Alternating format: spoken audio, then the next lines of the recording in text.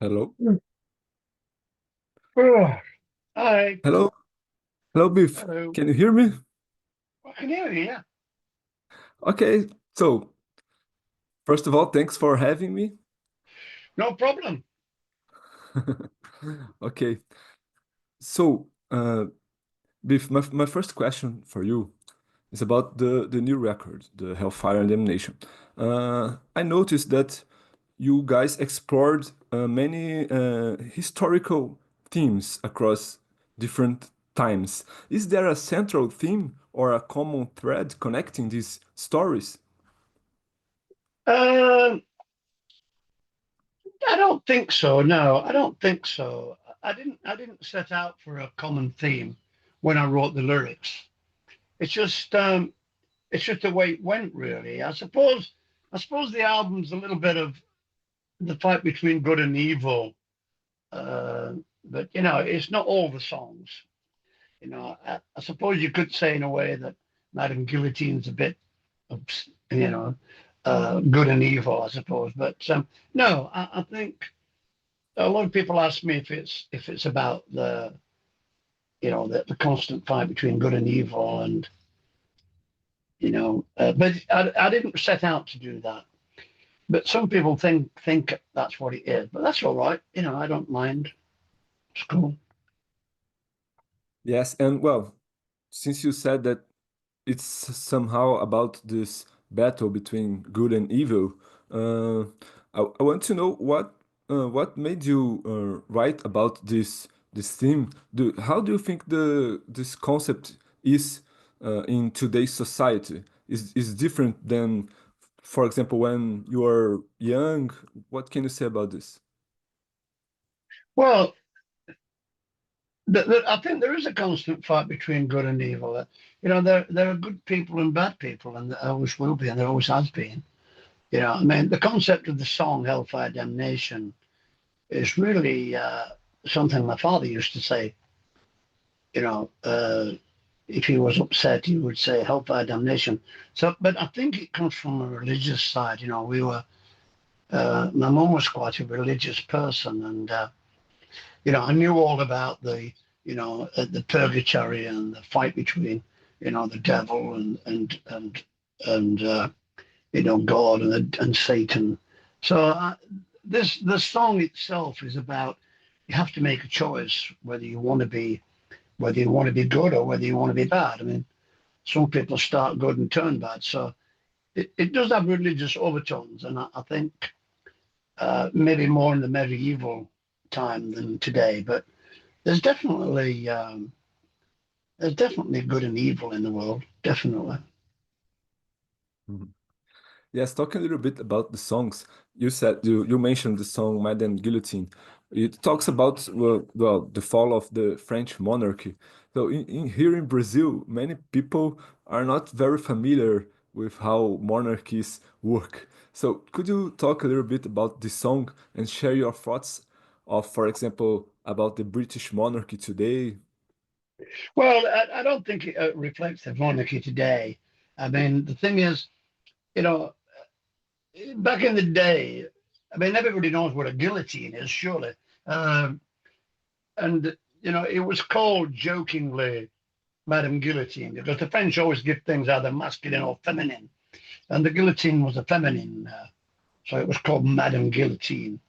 Um, there was a revolution.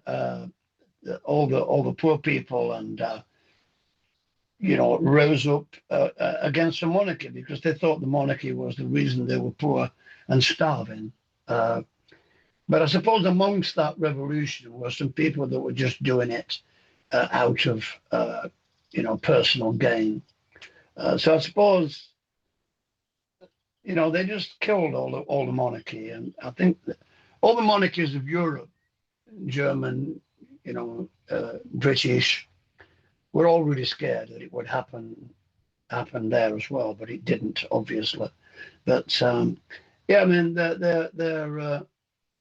it was a huge, chopping people's heads off was a huge entertainment for them. I mean, people used to go there in their thousands and thousands to see people, have their heads chopped off with the guillotine. So, you know, those things, public executions don't happen anymore, but luckily. But they do in some countries, you know, so it's just how it is, really. I mean, Henry VIII chopped a lot of people's heads off back in the day, but the French uh, had it down to a fine tune. Yes, well, other song that I think that stands out on the new album is the song "There's Something in Roswell." So it was what inspired you to tell that particular story in this record?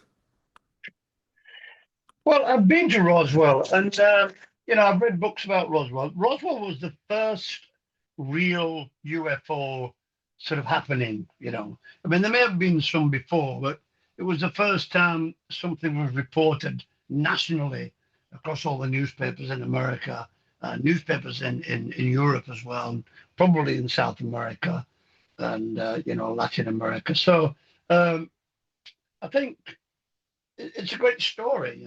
It's a conspiracy theory, isn't it? Was there, wasn't there, is there, isn't there? Nobody knows. Mhm. It's a secret. Uh, maybe it's a hoax, maybe not. So it's a good song title, something in Roswell. And I'm into all that UFO thing. It's really interesting. You know. Yes. So there is a talk, a talk about Paul Quinn continuing as a studio contributor after stepping back from the live shows. Is that still the plan, or has Brian Tetler taken on the role full time now? Yeah, Brian's in the band full time, but Paul's still sending ideas. He sent me an idea the other day for a song. Um, but, it just depends how good it is if we use it. We don't. You know, uh, I reject a lot of ideas until people come up with the one that I love. So, we always want to make better albums. So we're always looking for better songs, if you know what I mean. Yes. Well, Biff, I want to talk a little bit about because you are celebrating now the Wheels of Steel records, right? So I want to know if because you are coming to Brazil to Bangers Open Air. So is how's the preparation for this concert? Will the fans uh, be listening to some Wheels of Steel record? I want to know how is how are you guys preparing for this concert? Oh, we're not preparing for it. We've just done that. We've just done 7 weeks playing it, so we know what we're doing. So we're not playing Wheels of Steel on festivals. We're only playing them on concerts. So basically, the difference between we'll be playing the song Wheels of Steel and at the festival, but we won't be doing the Wheels of Steel album. So it will be, different songs basically. When we play a concert, we'll be playing some different songs, but in the middle of the set list will be Wheels of Steel. So, and that goes right through, there's no stops. So, yeah, it will be an interesting. Everybody loved it in Europe. It's fantastic. We're doing the same thing in Japan as well. So, so we don't really have to prepare for it. We already know it. People have to be prepared to listen to it because it's 45 minutes of constant music in the middle of the set list. So there's no talking, just music. Yes, Biff. Well, Black Sabbath recently announced a farewell show featuring several special guests. Uh, what was your reaction when you first heard about it? I mean, you guys have uh, some story together. So what was your feeling? I think they should have put us on. That was my feeling. We should be playing that with them. I know the Sabbath guys, and yeah, we should have been on there. Oh yeah. Good. Just 2 seconds. No problem. Hold on. Hello. Hello. Yeah, I can't talk now. I'm doing an interview. Yeah. Oh, where's mom? Hi. It's my son. You have to answer it because it may have broke down. I don't know. So yeah. No problem. Oh. So we are talking about the Black Sabbath final concert. Yeah, we should have been doing that with them. We played with Black Sabbath back in the day. Uh, we know. Yeah, Aussie supported us back in the day in Europe. So yeah, we should have been on that bill definitely. But I think me and Brian are going to see the show. I think Do, so do that you should have be good. any? Yeah, do you have any? I should say hello to them from the audience. Hello. We should have been Yes. on that show to be shouting. We should have been on the show. Which song would you like to sing if you were on the show? If we were on the show, well, we'd probably do. Well, we want to be playing 20 minutes, so we'd probably just do a greatest hits. Then I'm another Wheels of Steel, Princess of the Night, Crusade. All the big songs. Yeah, okay. But we're not on it, are we? So. Yeah, well, um, and Biff, I noticed that you don't have like a personal social media presence, right? Maybe constant social media guy. I think. What led you to that decision, and what's your overall view on social media today? Well, we have our Facebook, Instagram, Saxon. I mean, I have my own uh, Facebook page called the Real Biff Byford. So we're pretty out there. We have quite a lot of followers. Do you think that when an artist go to the social media, it's somehow because it's different. Back in the day, it was a mystery behind the aura of the artist, and now I know what you had for breakfast. Do you think it changes the way the artist related to the fans? I don't know. We don't do breakfast, but yeah. I mean, the Saxon thing. We only do post when we're together as a band. I think I'll probably post more personal things on my personal Facebook page. Mm. When I'm out walking with the dogs or things like that. So yeah, I mean, I think people like to know what you're doing outside of playing on stage. I think. Yes, and talking about something that you do out of the stage, do you have any hobbies, anything that you maybe people don't know that you are into? E caiu. Caiu? Caiu. Eita. Eu acho que foi muita emoção. Peraí, Entre ele já razões e deve. emoções. É, vai voltar. Voltou.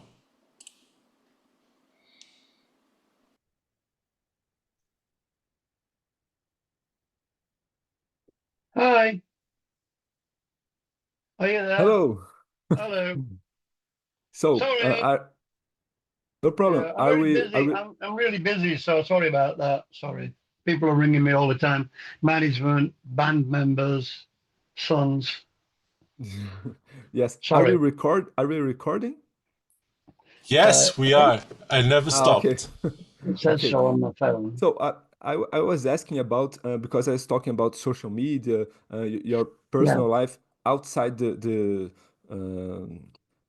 shows and the bands. Do you have any hobbies that people don't know that you are into?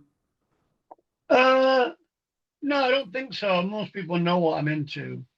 If they follow me on the real Biff Byford, then they know what I'm into. You know, fast cars, motorcycles, models, hobbies, things like that. Ski electric. I'm a bit of a boy. You know what I mean? I like boys' Yes, toys, like most guys do. Yeah. yes. And with are there any recent artists, albums, or songs that have caught your attention that you are listening to, and anything like that? No, not really. No, I just got the new Zeppelin documentary yesterday, The Becoming Zeppelin. So I'll probably watch that tonight. But no, I'm pretty much all wrapped up with Saxon, really. I mean, occasionally I will see new bands and hear new bands and things, um, but not really. Not really. I'm not really listening much at all. I'm too busy writing and performing. You know. And you watched this Led Zeppelin documentary. What do is it I a good haven't seen it one? yet. I only got it yesterday. Ah, okay. Becoming Led Zeppelin, it's called. Yeah, yes. And well, Biff, what about outside the rock and the heavy metal? Any artist that you like, maybe a pop one, something that is completely different? I like all sorts of different stuff, actually. I mean, I like all sorts of music, as long as it's catchy. I'm not really particularly into rap music too much or things like that, but I quite like some of the softer rock stuff. I'm a big fan of bands like Journey and stuff like that, and Cho. I love that sort of stuff. But I just as much like Led Zeppelin and Black Sabbath, or AC/DC. I'm not really. Listen to one style of music. I like all music. I like all rock music, definitely. But I can listen to ABBA. That's all right. It's good. A good song is a good song. So that's how, that's how it goes, really. Yes. Like, Biff, I have my last question for you is about your because back in the 90s, you collaborated on an album with Paul Dayano and then Stratton, right? So can you tell us more about that, how that project came about and what the experience was like? what album was that? It's the Iron Man, something like that. No, I can't remember. You don't remember? Oh, okay, no No, I can't problem. remember. Sorry. So I don't know. You'd have to show me the album. I do quite a few things for people. So I've just done some stuff for Michael Schenker, and I've just done some stuff for Udo. So I can't remember. I do remember doing it, but I can't remember what the song was or the album. So I think you did a backing vocals. well, I wouldn't remember. I probably did it. I probably did it in 5 minutes or something. You know what I mean? So Well, since I mentioned these guys, do you have any thoughts about Paul Dayano? yeah, it was great, Paul. I like the early Maiden. I thought it was great. Killers is a great album. I really liked it. Um, yeah, I liked his stuff. I mean, obviously, I like Bruce's stuff as well, but yeah, I liked his voice. Really quite punky, quite Yeah. aggressive. So I liked it. Yeah, it fitted the songs what they wrote then. Probably wouldn't have fitted the later stuff that they wrote. I think Steve wrote most of the songs back in the day, so he was probably looking for a singer more like me with a big range. You know. Yes, well, please leave a final message to your Brazilian fans and thanks for having me. Yeah, we love Brazil. We've been there many times, and it's always a fantastic evening. Down in Brazil.